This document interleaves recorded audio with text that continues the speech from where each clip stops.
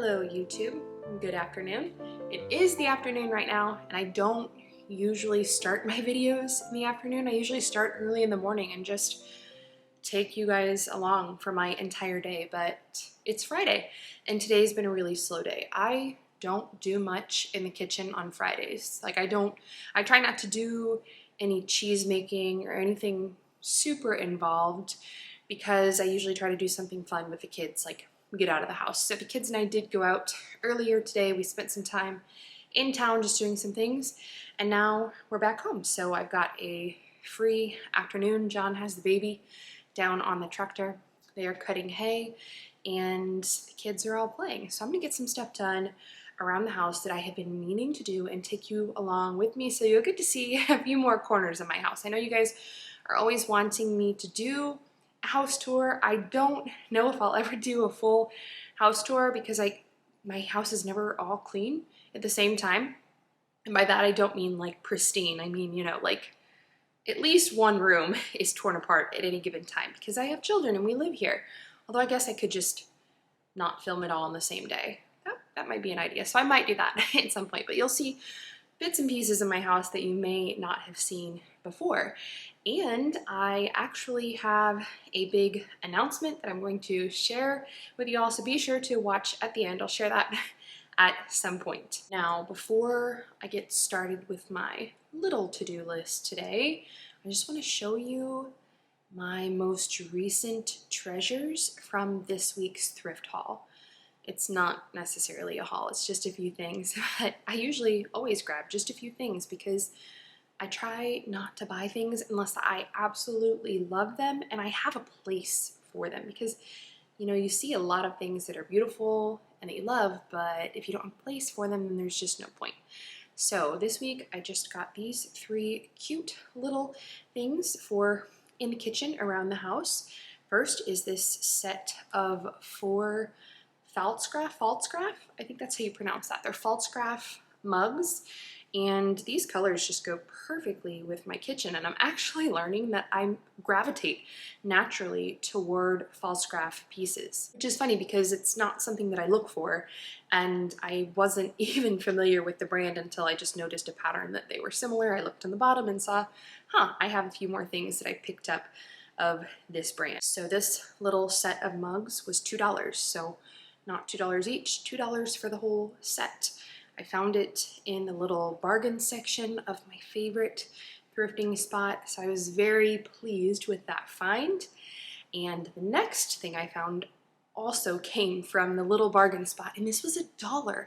It's this little letter holder, and I had actually been meaning to look online. I wanted a little letter organizer for this little like cabinet office I have in the kitchen because it's kind of like a catch-all for our mail. You know, whoever gets the mail just throws everything in there. Well, I don't like that because this little cabinet is actually where I do most of my work. I do have an office. It's a big office, but it also has our massive gun safe in there, has my bookshelves in there. It's just, there's a lot in there. And realistically, when I'm working here and there, it's just really easy to have my laptop in this little hidden cabinet office in the kitchen.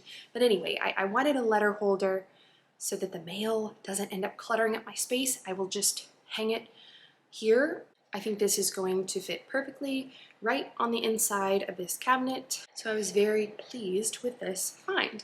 And the last thing that I grabbed this week was this covered dish. So, you know, up until this major splurge, I had only spent $3. So I was feeling pretty good about myself because I usually never go over 20. A lot of times I keep it under $10 and I get quite a few treasures. But this was $8.99. However, when I see a really nice covered dish like this, just, you know, clear glass, I have several. I collect them because, you know, they go with everything and they look good in my glass kind of open cabinets. So they're easy to stick in there. And then I always have a covered dish. If I want to send something home with somebody, or I have a friend who has a baby, has a miscarriage, has something happen in their family, I can just prepare tons of covered dishes and take them over, drop them at their house, and they're pretty. And I know that might not seem like it matters, but presentation does matter. To me, it is just very fun to make a good home-cooked, from scratch meal and, you know, plated up in pretty dishes. So that's it for this week's thrift find. We are going to move it right on along to the next item on my list for this afternoon. We have a lot of very old pieces in our home. A lot of stuff I have thrifted or found at antique spots, but a lot of pieces come from my husband's family. So this big armoire here is one of those pieces, and I just love it. It's in wonderful condition, and we use it. We use it as our coat closet in our foyer. But it is missing the hardware on the drawers on the bottom, and it's been missing for a while. So I ordered some hardware, and I'm going to put it on. You know, that's one of those things that I feel like it holds people up from purchasing really pretty antique pieces. It's just like a missing pull or a missing handle on one of the drawers or something. But if the piece is in really great shape and it's a good find, do not sleep on that because like these little knobs that I found that are very vintagey, very pretty, they were, I think, under $3 a piece. That is very cheap. I had to pay like $7 for shipping or something. So, you know, what's that? Under 20 bucks? So not expensive at all. And I probably could have saved even more money if I would have just gone to a hardware store and picked something out. But I really liked these. And they really stand out against the dark wood, so just adds a little touch of character. So while I'm over here, I'm going to clean out this side of the wardrobe, which holds our quilts, which we also use. And these I have also inherited from John's side of the family. These all came from his grandmother. She is 98 years old, and she is just an amazing, amazing woman. She lives here on the farm, actually. So I'm very blessed to have these quilts, and you know, quilting, well, first let me tell you about these. These are all, gosh, around 100 years old. I know a couple of them are over 100 years old. I just don't remember which ones. But his grandma has written me little notes to go with each quilt, and I have them so that I know the story behind each one, who helped her make it, how they chose the fabric and the design, and exactly how old it is. So a couple of them I think are actually older than her, so she would have inherited it, and they're all in great shape.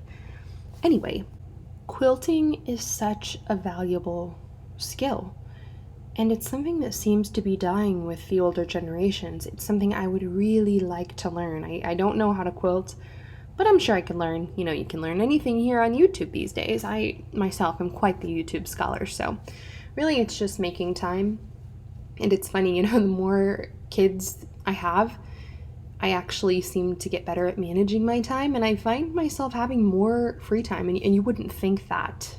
Then again, I only have 4 kids right now, so maybe that's not true, you know, if you keep on going. But I found it to be true so far, that it's just kind of better time management, so maybe I will get around to learning how to quilt. But today is not the day, and that's okay. I've just got a few things that I need to wrap up here in the kitchen. Things that I started yesterday, really, or this morning. Yeah, it was this morning, Friday morning. Gosh, I'm losing track here. So I made a whole chicken yesterday for chicken chili. And anytime I make a whole chicken in the Instant Pot, I just leave the bones and skin and everything in there and make bone broth right away. You know, that way I'm not dirtying more dishes. So I had this bone broth going. I'm just going to put it in the fridge. I'm not going to can this. I don't want to do any canning today. Like I said, I don't want to do anything super involved that's going to take up my entire Friday. Plus, I know this bone broth will get used if I put it in the fridge. I can go through a gallon of bone broth easily in a week, sometimes maybe even more than that. You know, you can use bone broth for so many things: soups, stews, making rice, making all kinds of things. So while I'm in the fridge here, I'm gonna grab some ground beef. It is still early in the afternoon, but I want to go ahead and start on dinner because the earlier I get it done, then, you know, the more time we have this evening to just sit and relax and enjoy our dinner. So I wasn't able to fit all of that bone broth into my gallon jar, so I saved some, which I will use. I'm going to brown this ground beef here. I'm going to be making taco salad. However, this taco salad is a little bit different. Maybe you have seen something like this? Maybe not. You'll have to see. There's a secret ingredient that I'll show you here. But I have had some bread proofing, and so I need to tend to that because, as you can see, this is very, very well proofed here. I actually took it into town with me. I started this morning so that we would have bread for the weekend, and I had errands to run, so I just took it into town and did my stretch and folds in between running errands. Then when we got home, popped it into my proofing box that you saw. I'll link that. That is incredibly handy, especially in the cooler months. It's just great to make sure you have just the right temperature and humidity for proofing bread. Anyway, so it worked out great. My car stretch and folds. I've got a nice, very, very well-proofed double batch of artisan bread here. I know I need to do a full video on how I make my bread, and it's on my list. I think what has held me back is, I've been making this for years. Like, before it got really cool, I was making artisan sourdough bread, but I don't measure. I really don't measure that much at all. And, when you look online, it can seem so complicated and like such a science. And I know there's a science behind it. I know that's true. And so I just hesitated to share because I'm like, oh, well, I don't know if my input's going to be helpful when everyone's talking about sourdough and has all their super complicated recipes. But, yeah, I will move it up on my list, make it a priority to share my whole process. So here I'm just shaping my loaves. I've got 2 round loaves here that I'm going to shape, and I just do like a burrito fold for my shaping because I am an expert at making burritos because I worked at Qdoba for 1 day in high school. I quit because they lied on the interview and they said that I would be waitressing and make tips. Well, if you know what Qdoba's like, that's not what it's like, and I wanted to make really good tip money. That's what I did like all in my younger years was I waitressed, and I really liked the tip money from that. So when I found out that I was on the burrito assembly line, I was like, no, I'm gonna go make money somewhere else. Anyway, but I did learn to make really good guacamole and assemble a really good burrito in that short day of employment. All right. While my loaves are resting on the counter, so before I put them in the baskets and put them in the fridge to cold proof, I'm just gonna tidy up the living room, make the most of my time. I do a lot of my I don't have a cleaning schedule for my house. I just try to find little pockets of time in between my kitchen work because so much of my life does kind of revolve around what I do in the kitchen. It's a choice. I love it. I love cooking from scratch, but you spend a lot of time in the kitchen. So I just find times when I'm waiting in between and I can't go too far, and then I work on little cleaning projects. So just gonna vacuum a bit.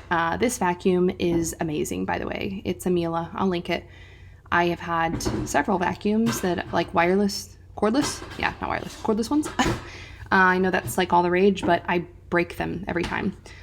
So I don't mind lugging around the beast because it has survived forever. It's like a shop vac for indoors. Anyway, got my tidying done in the living room. Going to put my loaves in my baskets here and cover them, stick them in the fridge, and they will cold proof overnight. I'm not going to bake tonight. I could. It's still afternoon, so if I let them cold proof for a few hours and just bake tonight, I could, but I don't need bread tonight.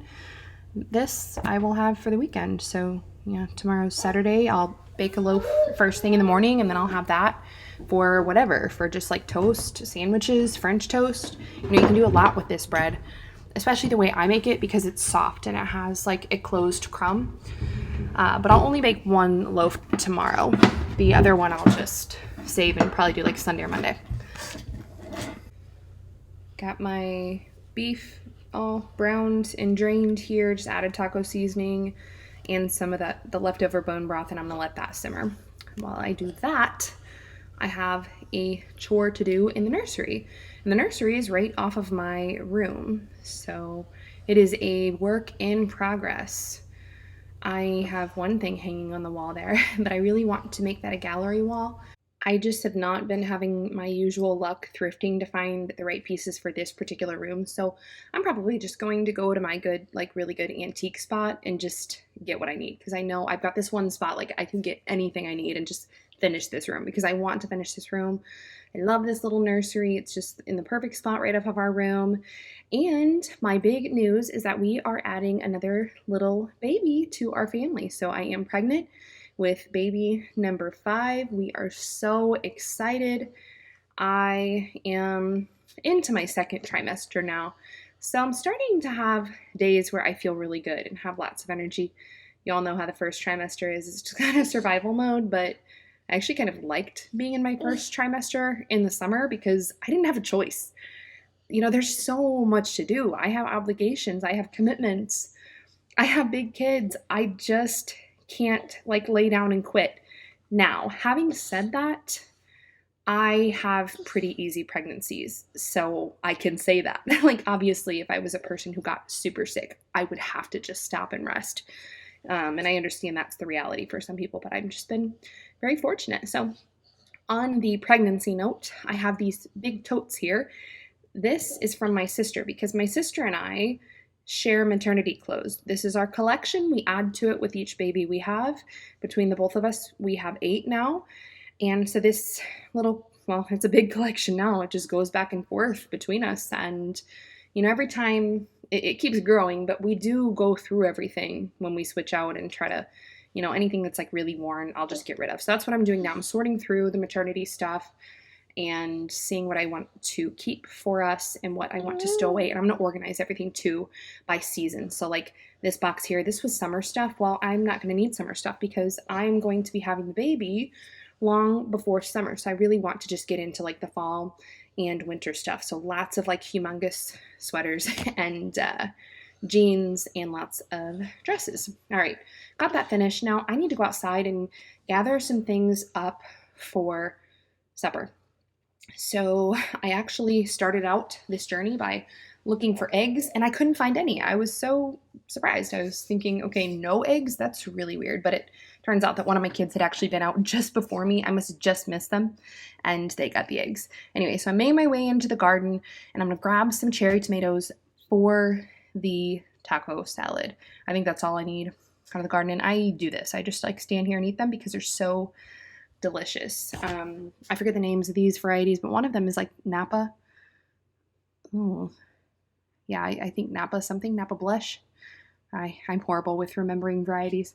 While I'm out here, I want to show you something very, very cute. Speaking of babies, the cows, mama cows here. Actually, these are heifers, so these are first year calving, are having their babies. So these are brand new babies, little Angus babies. And you see a couple black baldies there, and they're so cute. I just love to watch them run and play. Just such a pretty sight when we are here at the end of summer on the farm. Back inside to finish up supper. That way it's ready whenever John and the kids are ready. So my taco meat is ready here. Now I just need to prepare everything else, and I'm getting ready to reveal the top secret ingredient. Tonight, it is Death by Red Dye number 40. It's Doritos. So this is Dorito taco salad. And this is something my mom made a lot when I was growing up. And my husband just loves it. The kids absolutely love it. It's a huge treat because I don't buy Doritos. Like I don't buy chips and processed snacks. And it's not because I don't like that stuff. It's because I do like it and I would eat it all. And it's not good for you to eat that stuff all the time. So, you know, I just try to buy stuff like that just very sparingly, you know, special occasions like this Dorito taco salad night. So just gonna get some bowls of stuff ready here so that everyone can assemble their taco salad. I've been in and out working since John got home. We're putting up more hay this weekend. It seems like, you know, that's the story of our life here in the summer. But I know John is going to be very hungry, and he asked what's for dinner, and I said it's a surprise. So he is going to be surprised and very happy because he loves when I bring contraband into the house. Now, I know a lot of you on here also follow me on Instagram, and if you follow me on Instagram, you'll know that when I am pregnant and have a baby, it's something I talk about a lot. It's something I'm just really passionate about. I, in a former life, was a lactation consultant, and it's something I still really love. I just don't have the time to serve women in that way now. But I love everything that has to do with, you know, the childbearing season, all of it, fertility, pregnancy, birth, breastfeeding, motherhood, just all of it. So I probably will do a pregnancy specific video coming up here sometime in the future and just kind of talk about how it's been so far, the process of getting pregnant, because if you don't know, that's a little tricky for us. I have had a little bit of trouble in my 30s here. But I do plan on having another home birth, so I'm very, very excited about that. God willing, this will be my second home birth. Although those plans are always loose, you know, I'm open to whatever. If anything comes up in the pregnancy and I feel like I need to do something else, I certainly will, but so far so good. Everything looks really great so far. And the kids are all so excited. My big kids are just so excited. You know, there were many years where we thought it was just going to be those three. So they were thrilled when we had baby Ernie, and he is the light of their life, and they are thrilled again. So we do have 3 boys and 1 girl right now. My daughter is hoping for a sister, but you know, she knows that God plans that. We can't plan that, and we will be very happy and blessed with whatever we get. All right, well, I'm finishing up this little masterpiece of a Dorito taco salad here just in time. All right, well, I think this will be John's plate because this is huge, but it's really pretty. I don't think I could eat quite this much, but you never know. Maybe. I am eating for 2 after all. So this is perfect timing. I actually just heard the tractor pull up, so he should be coming in soon. So I'm gonna go ahead and get off here and eat dinner with my family. Thank you guys for watching again this week, and I'll see you next week.